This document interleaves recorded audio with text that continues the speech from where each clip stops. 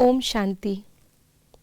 आज 6 जनवरी 2023 है और आज रिटर्न जर्नी के लिए बाबा से हम जो शिक्षा आत्मसात करेंगे वो एकांत से जुड़ी हुई बाबा की एक बात है।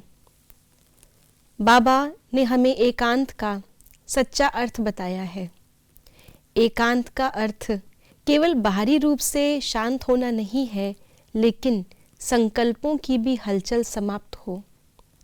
तो आज रिटर्न जर्नी करने के लिए अपने मन की हलचल को भी हम शांत करके मन की अवस्था को अचल अडोल बनाएंगे, ताकि अंत का समय ये मन अचल अडोल रह सके और हमें धोखा ना दे। इसके लिए आइए जानते हैं आज के बाबा के अव्यक्त इशारे। जैसे कोई इन्वेंटर कोई भी इन्वेंशन निकालने के लिए एकांत में रहते हैं, तो यहाँ की एकांत अर्थात एक के अंत में खोना है, तो बाहर की आकर्षण से एकांत चाहिए। ऐसे नहीं सिर्फ कमरे में बैठने की एकांत चाहिए, लेकिन मन एकांत में हो। मन की एकाग्रता अर्थात एक की याद में रहना, एकाग्र होना, यही एकांत है। आज बाबा ने हमें एकांत में अपनी चेकिंग करने के लिए बोला है।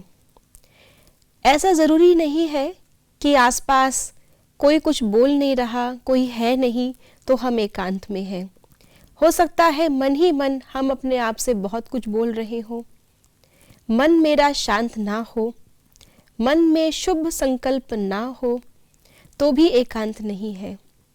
इसलिए आज बाबा ने हमें एकांत का जो अर्थ है वो फिर से दोहराया है।